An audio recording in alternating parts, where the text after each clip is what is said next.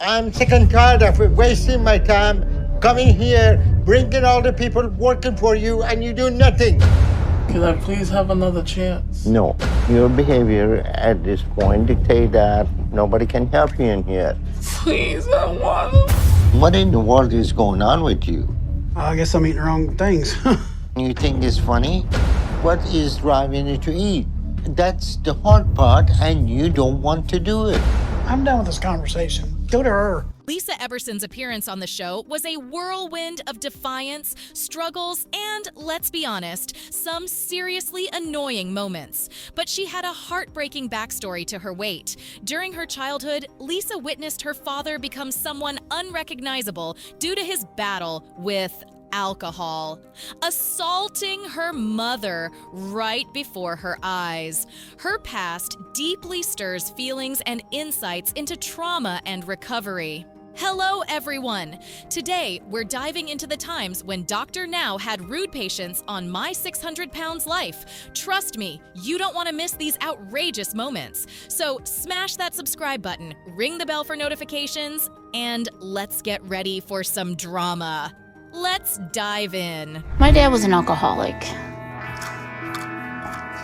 He wasn't at first. He was a real good dad when we were younger, but then he got into drinking and started beating on my mom and everything. So just that situation there made me turn to food. Food became a comfort to me because whenever I got upset or afraid or lonely, I knew it'd be there. However, Lisa's struggles didn't stop in childhood. At the tender age of 13, she endured a horrifying ordeal that left her with scars that no child should ever have to bear. She was raped by 2 men. These deep emotional wounds propelled her into severe mental health challenges, painting food as the only reliable source of comfort and safety in her turbulent world. As the story unfolds, it's clear that Lisa's battles are far from over. When I was 13, life changed a lot. I was at a friend's house. People I thought were friends. I was just at the wrong place at the wrong time. I got raped, and it just happened. There was 2 different guys. I never told a soul, not even my mom. And I started eating a lot after that. I know I did. I did it on purpose because I wanted to get fat so nobody ever touched me again. But as years ticked by, the consequences of finding solace in food began to manifest more visibly and severely. By the age of 51, Lisa found herself bedridden, trapped in a relentless cycle of compulsive eating that made every day a battle. Will she be able to break free from such a relentless cycle? I must be pretty bad if people don't want to come visit me. It's nobody's fault but my own that I put all this weight up and I wanted in this bed. Thank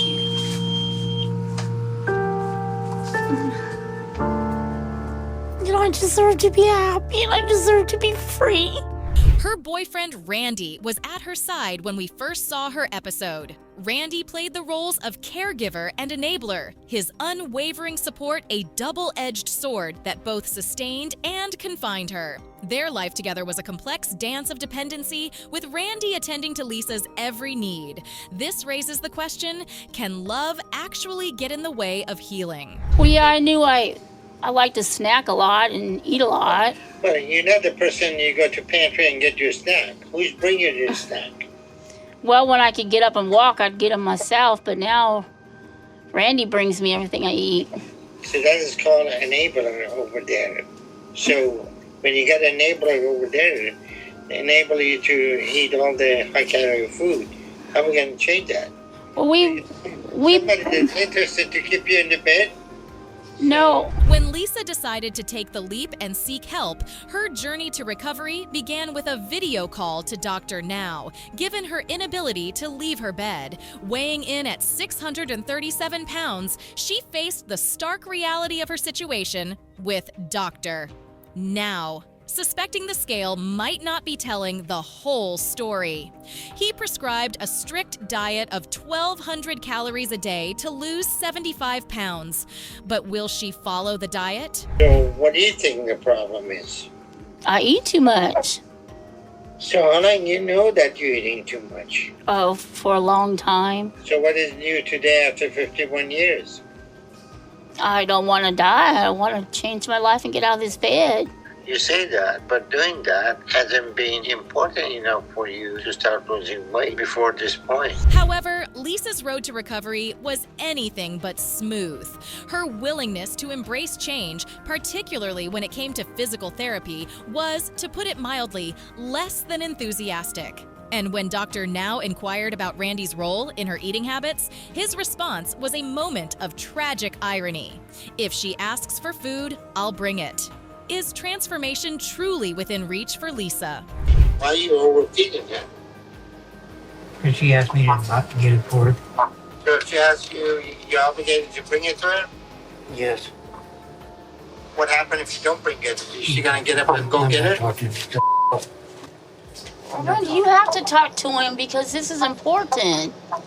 This is about saving my life. You can't just not talk to the I'm man. not to overfeed you. As time went on, Lisa's pattern of canceling appointments and resisting help became a source of frustration for everyone involved. Her interactions with the dietitian and physical therapist were marked by hostility, leading up to outright demands for them to leave her home. They were just trying to help her achieve her weight loss goals. Sometimes when we get angry and frustrated, we want to blame other people and have them take Okay, this is over with. Get out. I'm done talking to you. Give me my book. I don't blame nobody for anything that's happened to me. Lisa, is part of you afraid of getting help?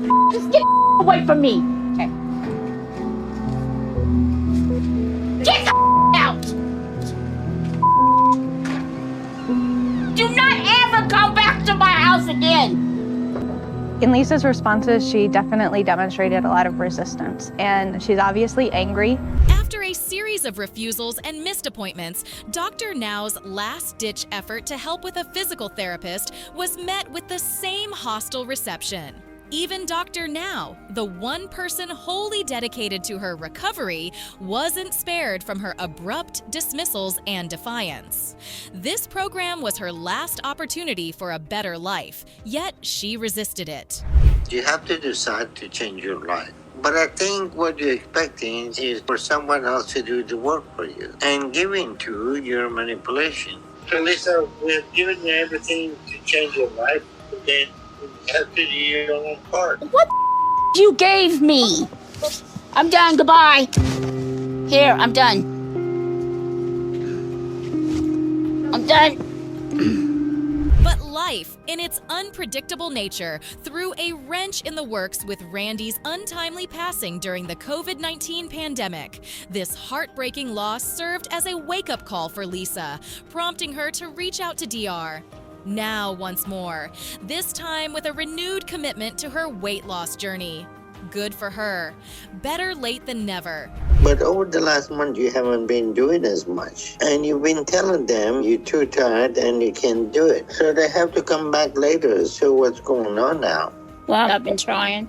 All right, are you able to start walking? No, I haven't even got out of bed yet.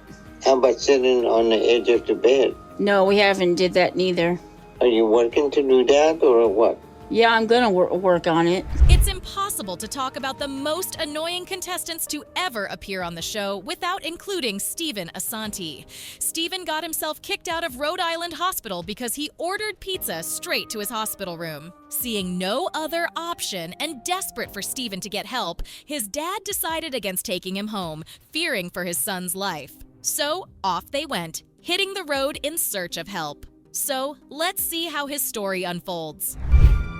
An 800-pound man from Cranston desperate for help after he says Rhode Island Hospital told him to leave. For the past 80 days, Stephen was getting the help he needed at Rhode Island Hospital.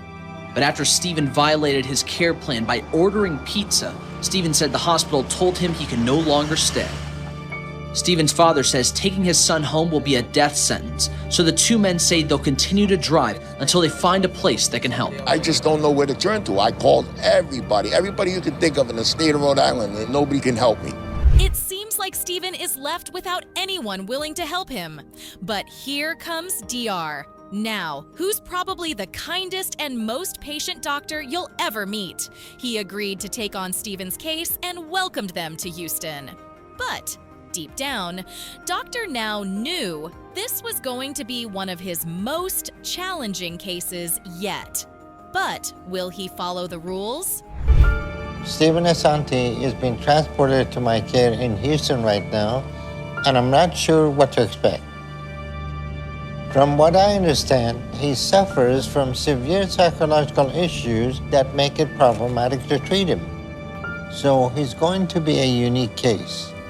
This looks really yummy.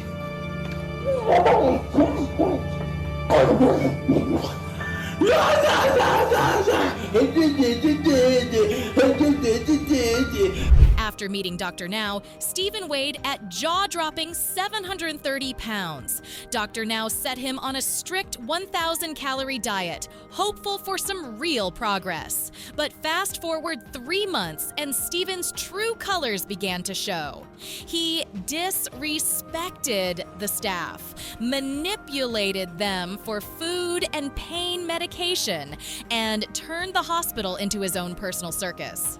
Dr. Now had enough and declared it game over for Steven at the hospital. But will it change anything? You come here for help, and at this point, there's nothing I can do to help you. So you're done here. I've been doing good and everything, please. And unless you have an emergency, you will not be admitted back. I've been good. I swear I apologize to everybody. If you want to stay in the program, you need to find a place to stay because you're not staying here anymore. So your father needs to set you up somewhere else. But I don't have anywhere else to live. If you say you have nowhere at all, You'd think moving into an apartment might change things, but nope. Steven missed his appointments, ignored Dr. Now's calls, and celebrated his newfound freedom with, you guessed it, a large pizza and Coke. The story took another turn when Steven overdosed on painkillers, aiming to score more meds from another hospital. He was defying all the rules. think you lost any weight? Well, I mean, you know. I see pizza in here. How many times you order pizza since you've been here? Probably like two. Two times that she knows. How many times that she didn't know that you ordered pizza? Don't look at her. Well, when I first got here to the apartment, I had a pizza. However, Dr. Now, reaching his limit, laid down the law. He told Steven in no uncertain terms that his days of manipulation and painkiller abuse were over.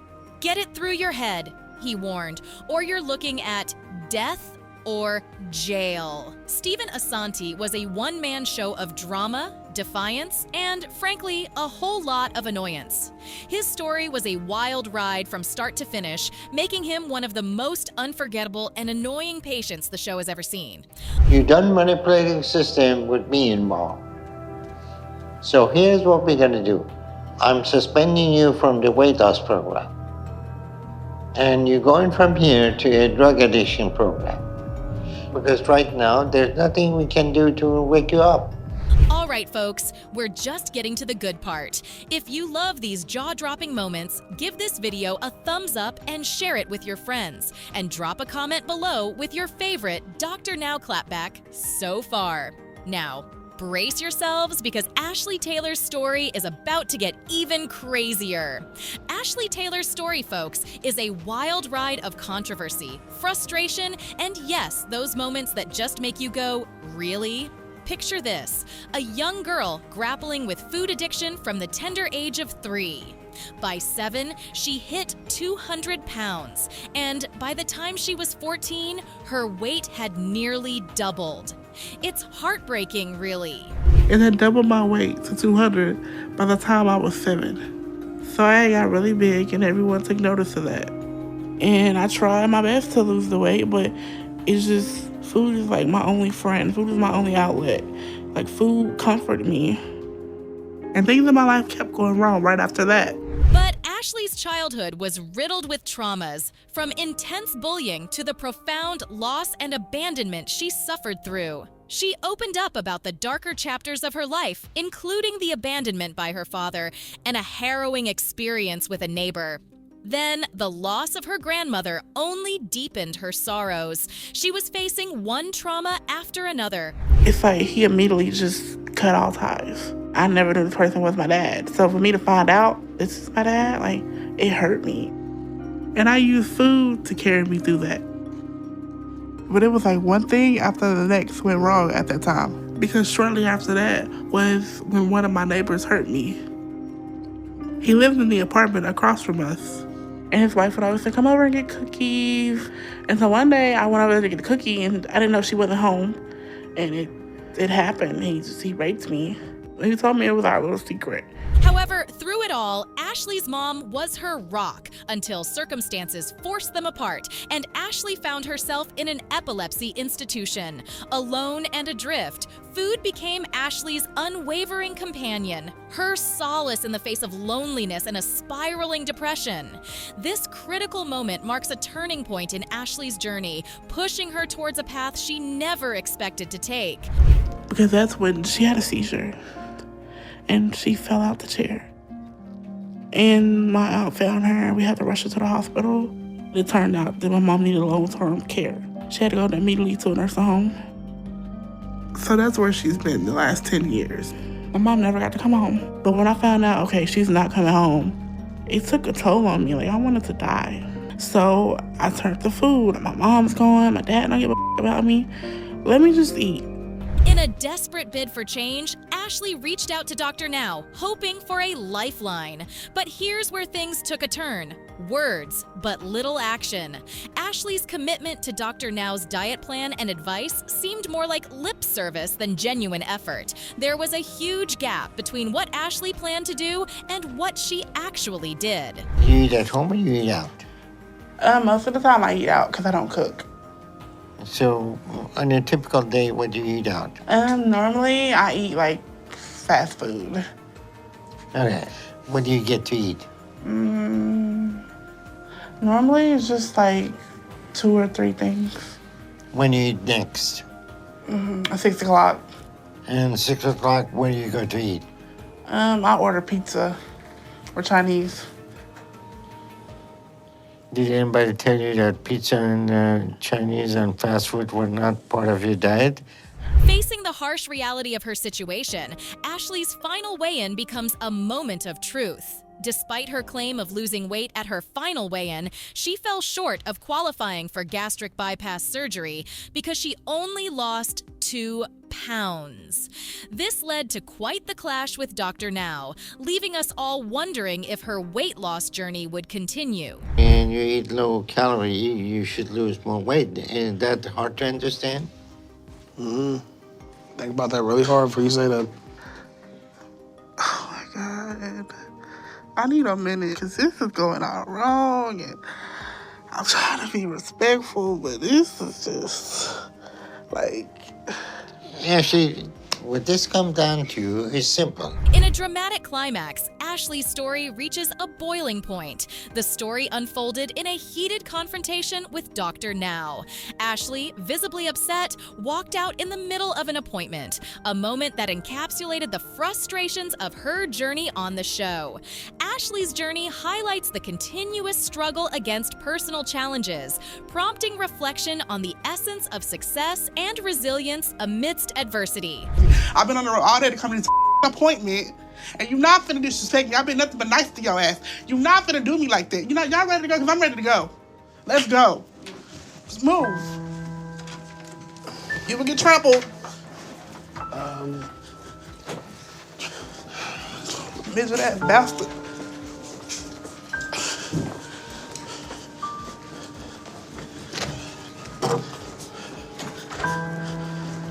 Angela Gutierrez's story warns us about the dangers of ignoring expert guidance and the internal struggles that block self-improvement. Throughout her life, Angela battled obesity with a diet heavily skewed towards unhealthy junk food.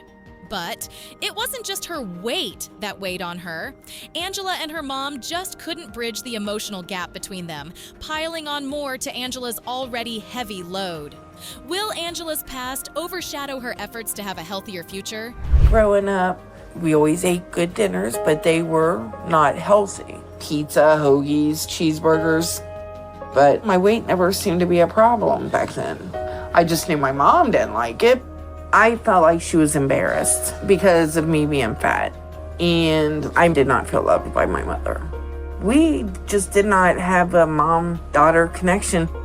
I wish my mom and me could have had more. Determined to turn her life around, Angela reached out to Dr. Now for some much-needed help. But here's where things start to get a bit, well, annoying. Despite her call for help, Angela seemed to be on the lookout for a miracle rather than a realistic path to weight loss. Her mismatched dreams and deeds cast doubt on her dedication to change. Because you're saying you went back to overeating because life got hard and stressful. That's never going to change. That's part of life. So I still have the same question. What's going to be any different this time if you have weight loss surgery? I'm just done. So, I really want to lose it now. Because I'm going to be dead next year. I know I am.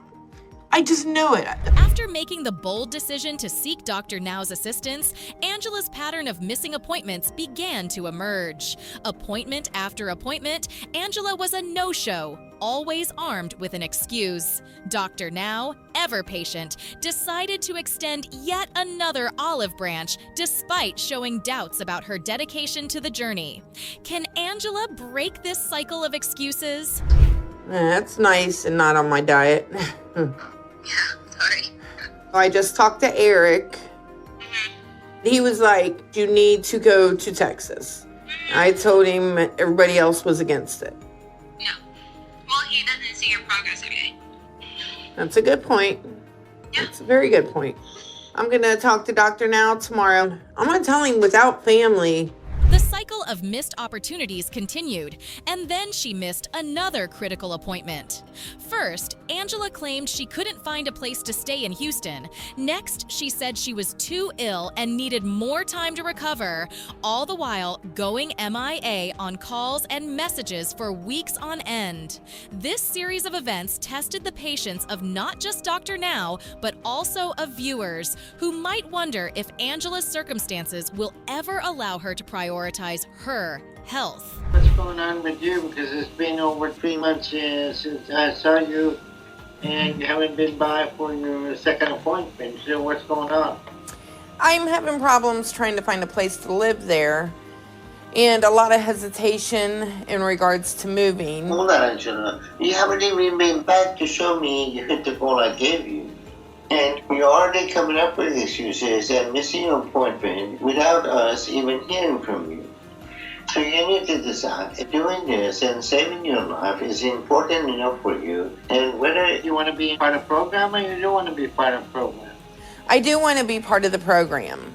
Dr. Now, known for his no-nonsense approach, wasn't buying the excuses. He was concerned that Angela just wasn't ready to put in the work needed to change her life. Even after Angela claimed she had shed 120 pounds since their last meeting, Dr. Now's skepticism was visible. There was no concrete proof of her progress, leading to a heated conversation about the importance of honesty and genuine effort in this transformative journey. So it's been 6 months since I originally saw her.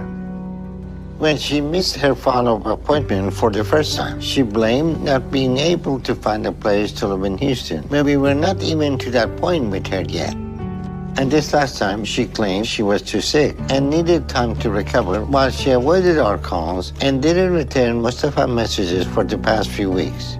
But she finally responded, saying she's better now and can finally talk, so we set a call with her today. As the story unfolded, Angela remained convinced she was on the right track, despite avoiding Dr. Now for 6 months and showing no tangible signs of progress. It was a path fraught with frustration, not just for her, but for everyone rooting for her. You haven't been getting back to us, and you've been avoiding my calls, making excuses, and lying to us. But now you aren't sick. You have completely recovered, it seems. So what's the reason you're still not coming down to Houston to see me for your follow-up appointment? You know what? I'll be very honest with you. I don't know why it took so long. It seemed like something was happening every other week. So you let another month go without doing what you're supposed to be doing. Tragically, Angela's journey came to an early end in 2023 at just 49 years old, leaving family and friends in mourning. Her story, while heartbreaking, underscores a vital message about the importance of facing reality and possessing a true desire to make a change for one's own health. Thanks for sticking with us through all the drama. If you haven't already, hit that subscribe button and turn on notifications so you never miss an episode. Share this video with anyone who needs a good laugh and leave a comment with your thoughts on today's Rude Patient Showdown. Until next time, keep it real and stay healthy. I can actually walk out and get in my van. I can take Lacey somewhere. She wants to go somewhere. Or if I want to surprise her with something or reward her with something, we walk outside and get in the car and go. I've definitely came a long way. I still have a long way to go, though.